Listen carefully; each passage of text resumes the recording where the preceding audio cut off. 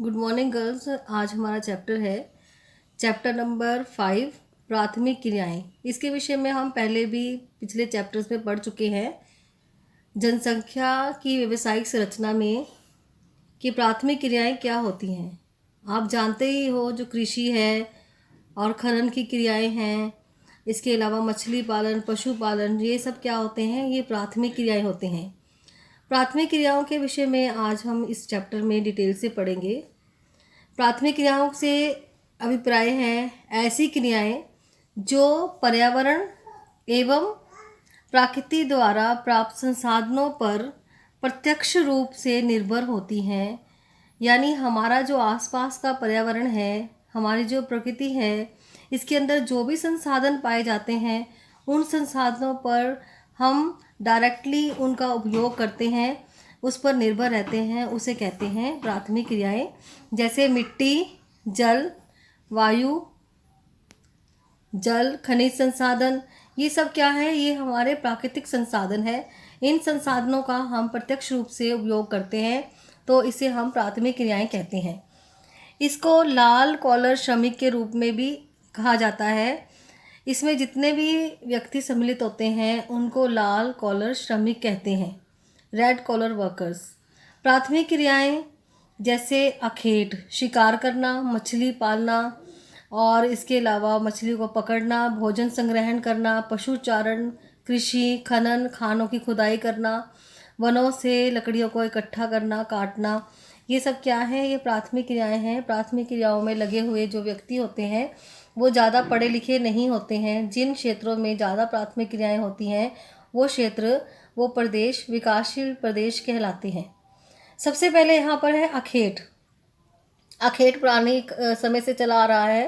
पहले जो राजा महाराजा थे वो शौक से शिकार किया करते थे, और इसके साथ साथ जो लोग अपने जीवन यापन के लिए भी, अपने आप को पालना करने के लिए भी, अपने जीवन के लिए भी शिकार करते थे।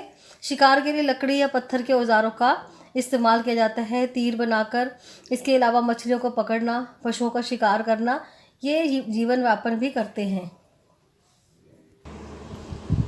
अब आधुनिक समय से जो ये अखेट है, इसको नए तकनीकी ज्ञान से भी इसको करने लगे हैं। जैसे मछलियों का शिकार करना, इसके लिए भी बहुत सारी क्रियाएं हो गई हैं। तटवर्ती क्षेत्रों में लोग मछलियों को पकड़ते हैं, जाल का इस्तेमाल करते हैं।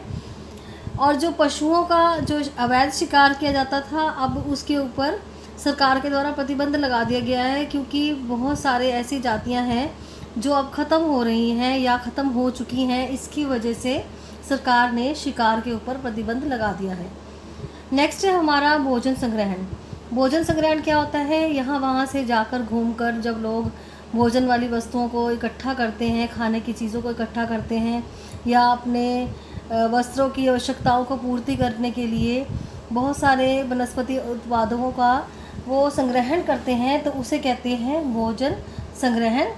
और ये जो कार्य है पहले समय से चला आ रहा है, आदि मानव से, कि जो आदि मानव था वो भी यहाँ वहाँ घूमता था अपनी आवश्यकताओं की पूर्ति के लिए और सामान को इकट्ठा करता था। लेकिन आधुनिक समय में ये इसका रूप बदल गया है, इसका व्यापारिक रूप बन गया है। जैसे पेड़ों की शाल जो होती है उससे कुनैन और चमड़ा तैयार किया जाता है।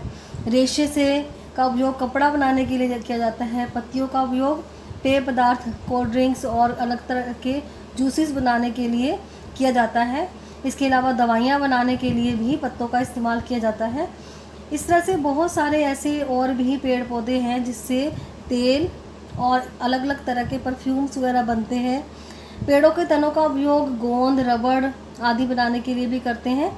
इसलिए जो भोजन संग्रहण है इसका आधुनिक व्यापारिक रूप बन गया है।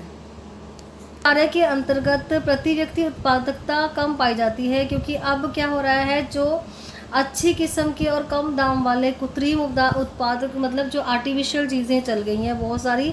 जैसे हम जूसेस हैं, पहले तो रियल जूस होते हैं जैसे फलों से पाए जाते हैं, अब उसी तरह से आर्टिफिशियल जूस भी चल गए हैं। कई तरह की और चीज़ें ऐसे चल गई हैं जो लोग पहले भोजन संग्रहण वाले उत्पादनों से बनाते थे, अब बाहर की कंट्रीज़ में वो चीज़ें जो है चल गई हैं, जिसके कारण जो कंपटीशन बढ़ गया है और वो चीज़ें सस्ते दामों पर लोगों को वो वाली मिल रही है, तो लोगों ने भोजन संग्रहण का कार्य जो है ख़त्म कर दिया है। जैसे उच्च अक्षांश वाले प्रदेशों में जो कनाडा है, उत्तरी यूरेशिया और दक्षिणी चिली, ये वाले देश जो है ये शामिल हैं जहाँ पर ये चीज़ें बनाई जाती हैं। और इसी वजह से यहाँ कई लोगों ने जो पहले भोजन संग्रहण करते थे, यहाँ वहाँ घूम के पत्तों को इकट्ठा करना, ये सब ख़त्म हो गया है। अब इसकी जगह पर जो आर्टिफिशियल चीज़ें हैं वो ज़्यादा चल गई हैं। नेक्स्ट हमारा पॉइंट है इसी चैप्टर में पशुपालन। ये तो आपको पता ही है कि पशुओं को पालने के लिए क्यों पाला जाता है, अपनी ज़रूरतों की पूर्ति के लिए। कई ऐसे पशु हैं जिससे व्यापार किया जाता है, जैसे गायें हैं, बकरी है, ऐसे इनके दूध का इस्तेमाल करके कई तरह की चीज़ें बनाई जाती हैं, डायरी उत्पादन किया जाता है, जो बहुत सा न्यूजीलैंड, ऑस्ट्रेलिया और अर्जेंटीना में ये वाला व्यापार किया जाता है, डेयरी उत्पादन किया जाता है बहुत ज़्यादा। इसके अलावा इन पशुओं के जो चमड़ी होती है इसका भी इस्तेमाल किया जाता है, इसकी कई चीज़ें बनती हैं, इसकी खाल का इसके साथ ऊन बनाई जाती है और इसमें बहुत सारे उपयोग होते हैं। पशुपालन के प्रकार भी होते हैं, जैसे सबसे पहले है चलवासी पशुपालन। चलवासी पशुपालन जिसके लिए मनुष्य पशुओं को लेकर यहाँ वहाँ जाता है, किस लिए जाता है? चरागाह और पानी की खोज में अपना स्थान बदलता रहता है। जहाँ उसे लगता है कि घास की मात्रा ज़्यादा है, पानी की आवश्यकता उसे होती है पशुपालन के लिए, तो वैसे वैसे वो स्थान बदलता रहता है, उसे कहते हैं चलवासी पशुचारण। और इसके लिए इसका क्या कारण है, क्यों मनुष्य यहाँ वहाँ लेकर जाता है? क्योंकि जलवायु की प्रॉब्लम्स आती हैं, जहाँ पर बहुत ठंड पड़ती है, उन क्षेत्रों के जो लोग होते हैं अपने पशुओं को गर्मियों में मैदानी भागों से पर्वतीय भागों में ले जाते हैं और शीतकाल में पर्वतीय भागों से मैदानी भागों में ले आते हैं। जैसे पर्वतीय भागों में ठंड बहुत होती है तो वहाँ से मैदानी भागों की तरफ चरगाह और की तरफ प्रवास कर जाते हैं, इसे कहते हैं ऋतु प्रवास। हिमालय के पर्वतीय क्षेत्रों में, इसके अलावा जो हिमालय पर्वतीय क्षेत्र है वहाँ पर क्या होता है, ये गुज्जर, बकरवाल, गद्दी तथा भूटिया जनजाति के समूह के लोग जो होते हैं ये ग्रीष्मकाल में मैदानी से पर्वतीय क्षेत्रों में जाते हैं और शीतकाल में पर्वतीय क्षेत्रों से मैदानी भागों में आ जाते हैं। इसी तरह से जो टुंड्रा प्रदेश होते हैं वहाँ पर भी जो पशु चारक होते हैं वो ग्रीष्मकाल में दक्षिण से उत्तर में और शीतकाल में उत्तर से दक्षिण दिशा की ओर प्रवास कर जाते हैं। इस पशुचारण में लोग जलवायु की स्थिति या क्षेत्रों के अनुसार पशुओं को पालते हैं, जैसे उष्णकटिबंधीय अफ्रीका में गायें एवं बैल, मरुस्थलीय में भेड़ एवं बकरी, तिब्बत एवं एंडीज पर्वत भागों में याक एवं लामा तथा उप ध्रुवीय क्षेत्रों में क्या होता है, रेंडियर जिसे कहते हैं उसको पालते हैं, क्योंकि उसी के साथ वो अपना सारा कार्य करते हैं।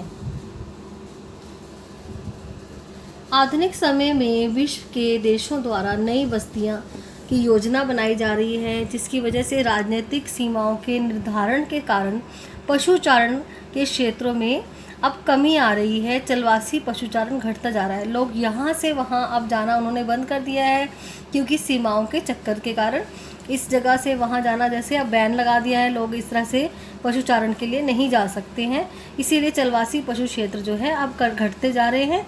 ये क्षेत्र यूरोप तथा एशिया के टुंड्रा प्रदेशों में पाए जाते हैं।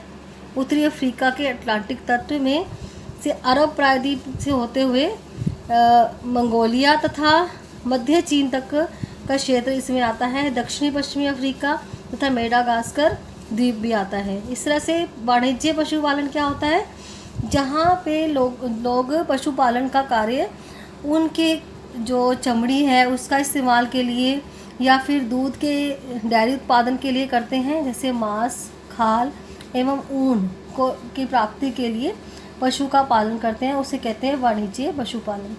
इसके बाद हमारा जो नेक्स्ट टॉपिक है वो है कृषि, वो हम अपने नेक्स्ट वीडियो में पढ़ेंगे।